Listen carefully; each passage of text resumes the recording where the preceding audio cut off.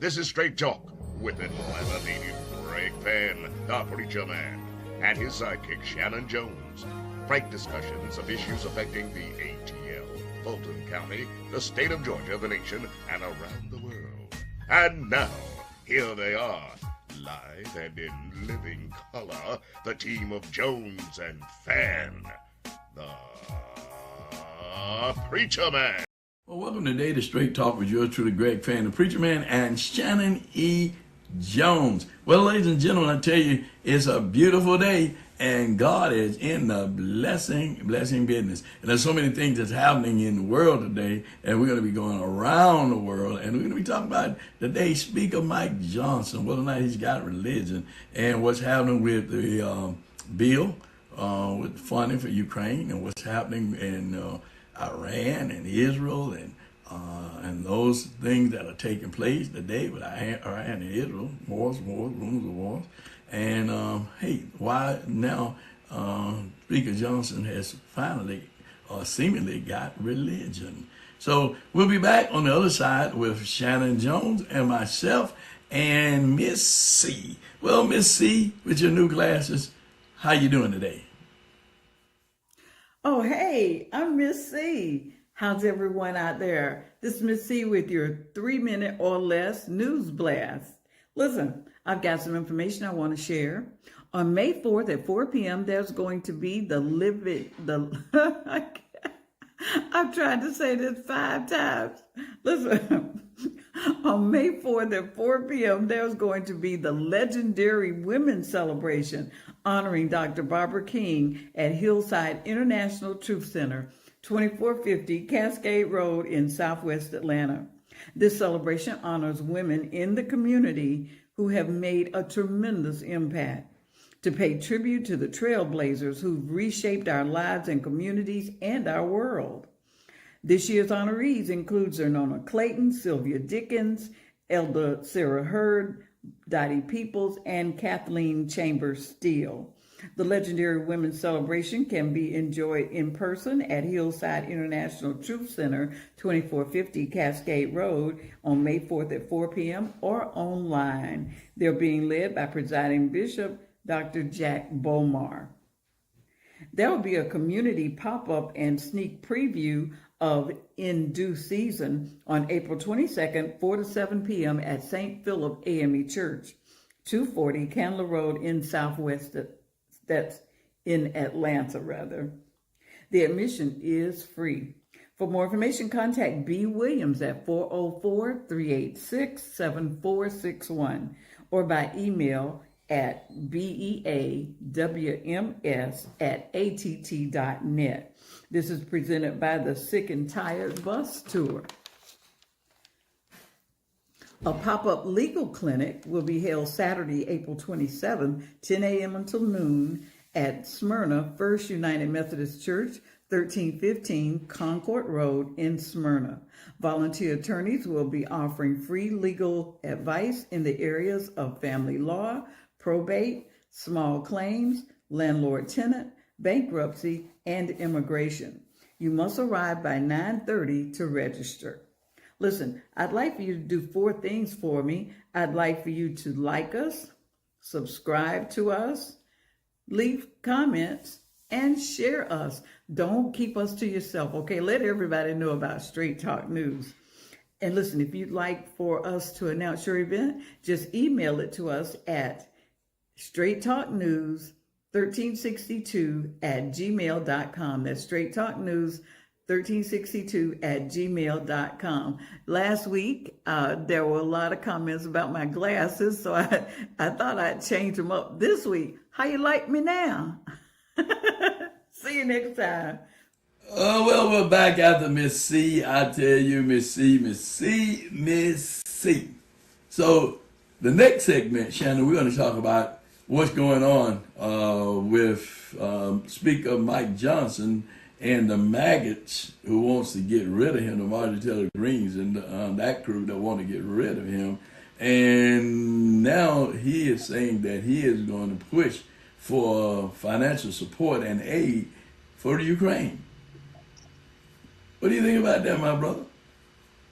Oh, I absolutely think that that Mike Johnson is the adult in the room, and that's what needs to happen. You know, this unholy alliance that came together with this notion that there could be one member out of 435 members of the United States House of Representatives, one member could just challenge uh, the speakership, goes against the very notion of democracy. Democracy meaning the numbers that decide or that wish for something to happen. And it tells you, gives you a mindset what Mike Johnson is dealing with, and what his predecessor dealt with, and what Marjorie Taylor Lai and others are pushing. It really speaks to their view of the United States Constitution and their view of citizenship and of the notion of democracy by the mere fact that they think that one person can be privileged enough to tear down an entire system. So I think Mike Johnson is being the adult in the room. I hear a little Esther there. I hear if it perish, he perish. But that he's going to move forward with making sure that the finances can be there for Ukraine, because America told Ukraine that they would be there with them. And it's in their interest. It's in the United States government's interest. And I guess all of our interests, not to cede Ukraine to Putin and to allow him to continue to keep moving as he is. So I say kudos to Johnson, and I hope that this debate that we're in right now can expose the ignorance and the hypocrisy of those who talk about make America great again, meaning that in the old days that it was great. There's no older day than the signers of the Constitution. And you can't make America great by pissing on them. Well, one of the things we're gonna hear from House Speaker Mike Green now, and you made comments about what he has said. So we're gonna hear from him, and then we'll be back on the other side. Will a majority of Republicans support the aid package for Ukraine? Oh, I believe they will. I believe they will. I mean, we've not whipped that yet in a formal whip count, but anecdotally, I can tell you that most of my colleagues, I think, understand the necessity of that. Now, some of them are quibble about the humanitarian component, and I understand that. I firmly believe they need the lethal aid. I, too, have concerns about that. But the beauty of this process that we've set up, I said it's better policy and better process, is we're going to put this bill on the floor, and it'll have an amendment process that's allowed. And so I suspect, and I believe there will be an amendment to strike that component out of the Ukraine bill, and we'll see if that gets the majority number of votes. But what we want, what we demand, what the American people want, is they want to know, if this is an investment we're going to make, why is this in America's interest? Why is this in our nation's interest for security and safety and stability? And we need to make that case and explain to them that this, if we invest in this way, this is a really important thing to prevent a further cost to us down the road. Not only is it important to defend freedom and the innocent people in Ukraine, the innocent families, and the 20,000 children that have been kidnapped, and all these other things. This is an evil regime. I believe Vladimir Putin is an evil regime. I believe he is making this aggression on Ukraine because he saw an opportunity. And I think it needs to stop, because if it doesn't, and he continues, he disrupts the world order that we've maintained since World War II, and many of us believe that it is likely that he might try to invade a NATO country or go to the border, for example, of Poland and set up a standoff that gets NATO allies involved. I don't want American boots on the ground over there. I don't want us to be involved in this any further. I think this needs to be brought to an end. On Ukraine, you have highlighted this as a loan, but there's language in that Ukraine bill that says they can be canceled by 2026. Members of your party have criticized that as too lenient. Why did you add that language in there around a loan being forgiven so soon? Well, the loan concept is one, speaking of Donald Trump, it's something that he endorses, an idea, and that makes sense, I think, to most House Republicans and Democrats.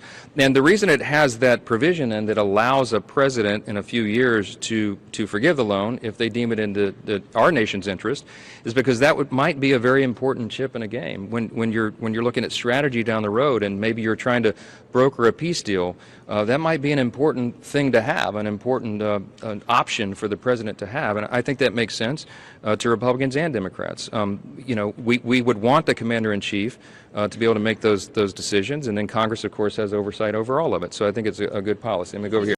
Really, as you said earlier, he is really he's going back to American values. I saw on the Morning Joe show where people were thanking him for being the way he is in terms of pulling away from the foolishness of the maggots, the Make America Great crew. And one of the guys was talking about, he was saying he was a former congressperson, alone like Morning Joe was. You don't know what you don't know until you get there. I say that all the time to elected officials, people are running. You don't know what you don't know until you get there. And he did a lot of voting with things that the maggots felt that should have been. But now he's there and he's getting a report from the FBI, the internal international representatives who's dealing with foreign and domestic issues, and he's getting debriefed. So he's getting a chance to see what's really going on. He's hearing and seeing what's really going on. And he's seeing how possibly if we don't help Ukraine, that Putin will then move into other NATO nations that would really create a problem. And he said something that you just said, is that we haven't had the issues like this since World War II, right? So we're not trying to get back into that posture, right? And sending our troops over there to fight when we can send bullets and guns over there to help Ukraine to defend themselves against Putin and his attack. But we said early on when this thing first happened that with Israel and Pakistan, that was a deflation from what was going on in Ukraine with Russia, right? We said that early on. And now you see Iran getting into it with Israel. And so you're seeing all of these little wars that's popping up.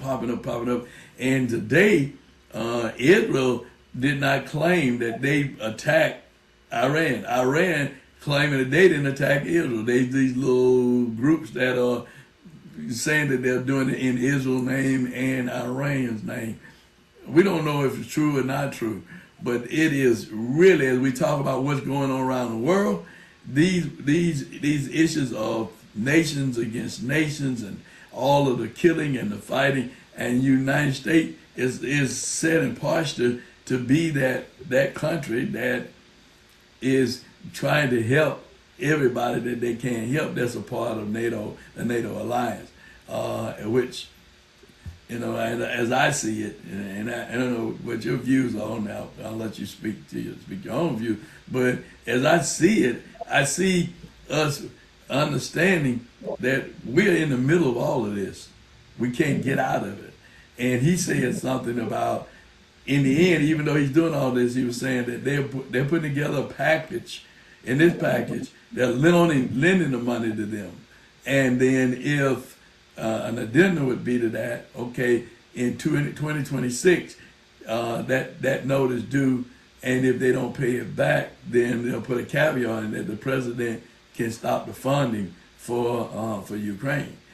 And some of them like it, some of them don't like it. But we have come to a point as a country where it's getting where a lot of hate, a lot of envy, a lot of jealousy, a lot of selfishness in America. And if you said it best, these people who are the maggots, they don't care about the Constitution. They don't care about good governance. They just care about destroying government. Like many of our local politicians who are elected, they don't care about the citizens. They don't care about good government. They only care about themselves and posturing for themselves and their own agenda, and the people are left out of that agenda. The people who paying the cost, who are the taxpayers, they're being left out. They're being left out. So I don't know how you feel about that. I'm gonna let you comment on your own because you know you always have some in-depth commentary that you like to throw out. So I'm gonna throw the floor to you, Big Papa. Well, you raised some interesting points, Bishop. It takes me back to 1988 to Mr. Garman's civics class at Benjamin Elijah Mays High School, where we studied the co-equal branches of government. We studied the executive, the judicial, and the legislative. And in that, we understood, in the legislative, we understood the power of the Speaker of the House. And this is not something or someone that should be chosen lightly, uh, because the Speaker of the House, as we talked about these co-equal branches, the President of the United States is the leader of the executive. The Vice President is the President of the Senate, which is the higher or the upper chamber of the United States Congress. And then the Speaker of the House is the leader of the House of Representatives, which means that if you go President, Vice President, Speaker, the Speaker of the House is third in line to be President of the United States of America, which means that that Speaker receives intelligence briefing, that Marjorie Taylor Greene, or Marjorie Taylor Lie, as we say on Straight Talk, um, has no notion of. She is not ready. And I mean, if she's on a committee now, and her star is rising now, but for the longest she didn't even have committee work, because she was such an ingrate, someone that you just could not reason with, and someone that clearly is not stable to be in any form of leadership, be that a 4-H club leader, a den mother, a baseball team mother, or a congressperson. She just shouldn't be there. But the Speaker of the House gets briefings, and he needs those briefings because if something should happen to the president or the vice president, he can't be coming in ho hum, not understanding what's going on. So he sees what others are not seeing. Nancy Pelosi before him, she saw what others did not see, and so he understands. Not only, I mean, we have a broad understanding of saying that, we don't want Putin to do this and we don't want that. But this man is absolutely seeing um, where threats to American way of life, well-being, and national security is being threatened, not every day, but every second of every day. And so he's voting in that interest while others are trying to garner headlines. Um, and that we could go on and on about that. But what is paramount is that America must always take care of American interests. And what's happening now is you have people that are playing to the cheap seats. And those cheap seats are not well read. Those cheap seats are not understanding. They're not read in, and they don't really see the larger playing field. They're only seeing their personal, their own personal piece of the pie, not the pie, but the piece of the pie. And you have these elected officials that are moving for their own personal self-aggrandizement, and they're putting the country in danger. And Mike Smith just said yesterday, I'm not going to allow, under my watch, I'm not going to sit by and allow the country to be in danger, and American a way of life to be in danger, and our national security to be threatened. And that's what Marjorie Taylor Greene and those who are supporting her, who are really ignorant of the larger playing field, that's what they don't know. And so the speaker did what he needed to do yesterday, and those who voted, who are looking to vote along with him, would be acting in the best interests of the country. You know, that's where that's what I'm saying. We have to be very careful as to the people that we elected. I say this. I'm saying this on the local level, and I'm saying it on the national level. We have to look at the people who we are electing to these positions, because are they looking out for the country interests, Are they looking out for the citizen interest? Are they looking out for big business interests? Or are they listening out for their own personal interest, right? We have people now, and I'm coming back local, that's running for office that you've never seen anywhere doing anything talking about they want to serve you, talking about what they want to do to help you when they don't even know you. They've never been into a community meeting. They've never been to a council meeting. They've never been to a commissioner meeting. They've never been down to the Demon Dome. That's what I call it. Some people call it the state capitol, the Gold Dome. I call it the Demon Dome. The evil folks down there doing evil things to good people. That's what I call it. That's what I see it. Just like in D.C. with the maggots and some of our Democratic friends, if you want to call them our friends. But some of them, they're down there looking out for themselves. They're not looking down there serving people. They're not serving people. They're serving themselves. And we're not looking at what these people are doing because, oh, they got so-and-so supporting them. They got so-and-so supporting them. So they must be all right. But the reality of it is what are they doing for the community? What are they doing for the citizens? How are they serving the citizens? What are they doing? Now, you know, as I'm sharing this, Shannon, because I know we've had much talk about Mr. Trump, right? Plenty talk. We've been talking about him for how many years now, Shannon? About 4? Almost 4 years? Too long. Too long. I mean, he's been the object of our conversation, but Mr. Trump is Mr. Trump, and he's over there. But we got bigger issues around the world. We got bigger issues in our communities. We got bigger issues that we have to deal with on a day-to-day basis. On a day-to-day basis. We got all these municipal elections, not municipal elections, but all these county races, state house races, constitutional officer races. We got all these things that are up now. And people don't even know who's running for what. You got people leaving offices, running for another office who haven't done much in the office that they were in, but they're running for an office or offices they don't know anything about, never have dealt with it, but because they have name recognition, they feel that they can run for these offices, but you haven't seen their body of work, what they've done to serve you in the position they're in. I mean, let's be real. You got people skipping parties, leaving the Democratic Party, running to the Republican Party, the zigzag zails. You got a lot of that going on because the Republican Party, they got juice now. So I'm going to be a Republican now, or I'm going to be a Democrat because the Democrats got juice. They win in races. Man, we got to look at the people in terms of what they're doing, Shannon, in terms of serving the people, whether they be a Republican, whether they be a Democrat, whether they be an independent. What are they doing that's benefiting us, the taxpayers? That's my commentary. No, absolutely, and don't know where we are on time, but I could certainly I want to respond to We that. got a good 3 minutes. We got a good 3 minutes. All right. Well, both of us are church planners.